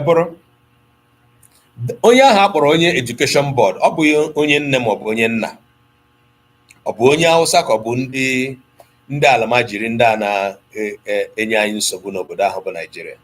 Ọ bụgoro onye ofe mmanụ, ọ si n'obodo nwere aha, ọha anaghị aza aha ha. What is it with us and English? Chukwu okere anyị ndị Igbo, kekwa anyị ndị Bekee.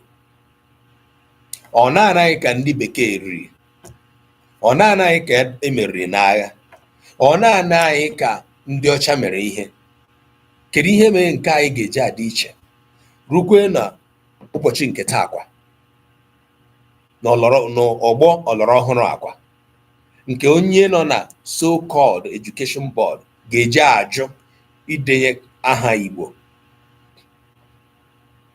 Ọ jọgburu onwe ya. Anyị agaghị asị na ihe nọgidere anyị karịrị anyị, n'ihi na ọ bụrụ na anyị gbaa mbọ, ọ bụrụ na anyị jikọta aka ọnụ gbaa mbọ anyị bụ nke o nwere ike imere ihe nọgidere anyị. Ọmụmaatụ bụ mgbe ndị edigara ụmụ Israel gaa ledo ala nke ha kpọrọ Kenan, 12 wee bịa sị na anyị ga-anwa onye azọkwala ụkwụ, ha ga-eri anyị ka nga eriri anụ. Mana 10 ndị ọzọ wee sị, maybe I'm putting it the other way around, 10 wu ndị kwuru otu a, mana 2 ndị ọzọ wee sị mba, naanị ama mmadụ 2 ka ha ji gaa n'obodo ahụ gaa merie, wee bụrụ ebe ha bi. So even if it takes you and me,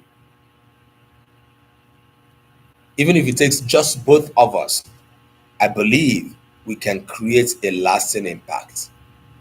Ya nwa mere m ji na-akpọ oku a taa ekere ụwa, Chukwu okike abịa ma nyere anyị ndụ, nye anyị ahụike, nye anyị ohere ịgbakọtakwa ebe a dịka ụmụafọ Igbo, ịkparịta ụka ihe anyị ga-eme asụsụ anyị etu o si gbasa anyị. Ọ bụ eziokwu na ọ wụghị ọtụtụ n'ime unu kwuru okwu nke na-adịchaghị m obi mma, na ọtụtụ ndị na-anọ ebe a na-ekwu okwu na-eti tatatata na chat na ebe ha na-ege m ntị, na anyị nyere unu ohere ọzọ today ka anyị nwee ike ịkparịta ụka. Unu wee na-ele m n'anya, unu wee na-ekiri m ka mmanwụ.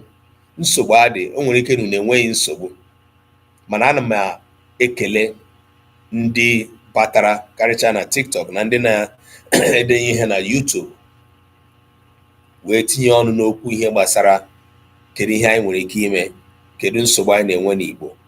Ihe gbasara mkparịta ụka ka anyị ga na-enwe kwa mgbe. N'izu na-abịa abịa anyị ga-akụzikwa ihe gaa n'ihu na isiokwu nke anyị na-akụzi nke bụ nsokwunye na mgbakwunye. Anyị ekwuole maka nsokwunye n'ebe ohere nne mere anyị ji gafezie na mgbakwunye nke bụ affixes. Ihe anyị ji na-akụzi isiokwu a bụ na ndị nkụzi anyị na ha si emekọ ihe bụ ndị rọpụtara isiokwu a ka akụzie ya, n'ihi na ọ bụ isiokwu gbara ọkpụrụkpụ n'ihe gbasara ụtọ asụsụ Igbo. It's a topic that is so significant and remarkable, the function of nsokwunye na mgbakwunye n'Igbo.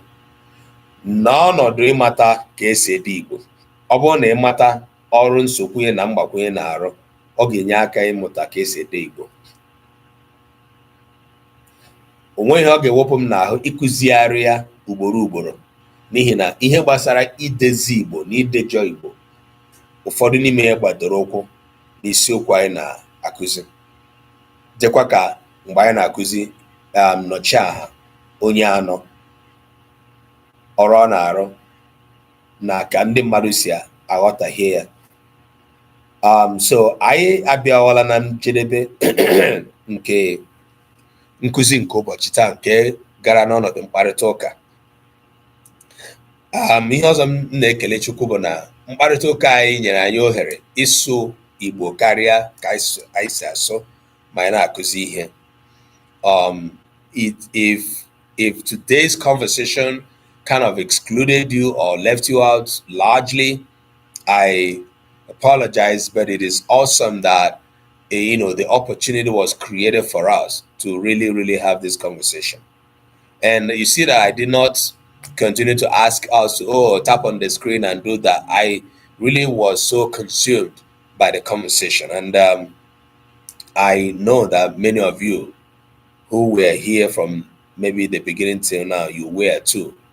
So ana m ekele unu ka Chukwu nọnyere anyị ruokwe n'izu ọzọ mgbe anyị ga-agbakọ ebe a.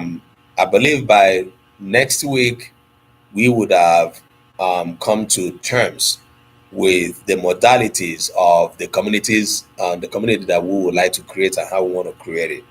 So I also would like you to please DM me with suggestions. I know last week some people mentioned Discord, some people mentioned Telegram.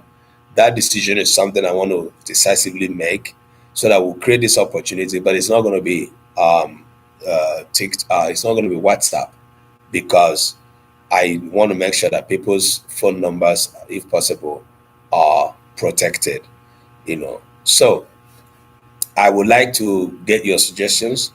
There are some of you who DM'd me from the last week to say they wanted to sign up for personal class or one-on-one. I think I responded to you, except one person that I said I was going to send the link.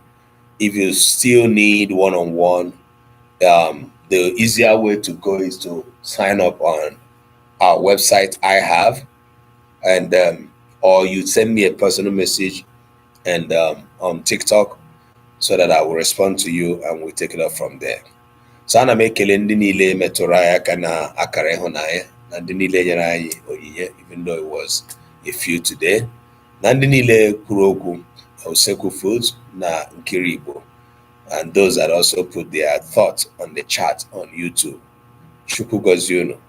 Ka ụbọchị nta ka anyị chọọ n'Owere nchi. Mgbe ọzọ aga m achọ ịnụ akụkọ otito, your own testimonials about the efforts that you have put since after this today's conversation. Ọ bụrụ na ị na-esonye anyị ugbu a, anyị na-emechi na ọ dị mkpa ka ịmata na ọ dị mma ịbịa n'oge. Nkụzi anyị na-abụ nke anyị na-eme n'ụbọchị Mọnde niile mgbe ọ kụrụ elekere anyị isi nke uhuruchi Nigeria, ma ọ bụ elekere anyị mbụ nke ehihie ọwụwa anyanwụ America. Bikonu ka anyị nọdụkwa ruo izu na-abịa abịa. Ka Chukwu gọzie anyị, ka m hụ ihe unu niile mgbe anyị ga-ezukọ ọzọ. Daalụkwanụ.